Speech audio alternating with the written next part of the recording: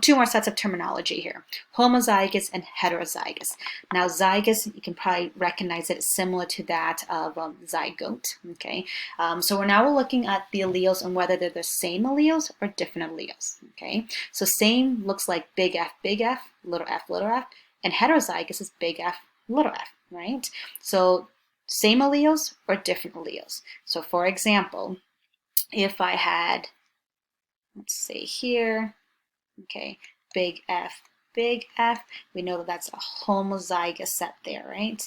This is big F, little f, heterozygous because both alleles are different. One's big, one's small. And then little f and little f again, because they're the same lowercase little f, we would consider that homozygous. Okay, and we want to know this because we're going to use that to describe things. So for example, I didn't do any animation here, but that's okay. So for example, when you look at the gene for ear shape, it has two alleles, right? Either big F or little f, okay, for the phenotype free and attached earlobes. There are three possible genotypes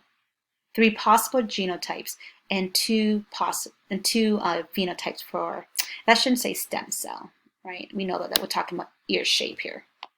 So again, we look at the top here, you've got big F, little f, little f, three different genotypes, right?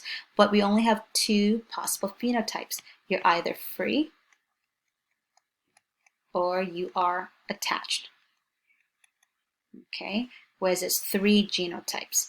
So the way we can describe that then is if the individual's big F, we know this is homozygous because it's the same, and we call this person homozygous free, right? This one, because they've got a big F, little f, the alleles are different, heterozygous, but the phenotype is still free. So we call this person heterozygous free. And then lastly, because this last individual has little f, both alleles are the same, homozygous, but the phenotype is attached, so we call this person homozygous attached. I hope that makes sense. Okay. All right, last little bit here. When we talk about homozygous individuals and heterozygous individuals, this is important because if we're trying to, let's say, make purebred offspring, it really is important of knowing what the parents' genotypes are. So for example, if when we think about desirable traits and back in the day and even definitely modern agriculture, you're breeding things because maybe you want the same trait of a certain type of organism, right? Think of even dog breeding, right? If you want the same type of breed to be bred every single time, then you want to make sure that the individuals that you're crossing are homozygous individuals.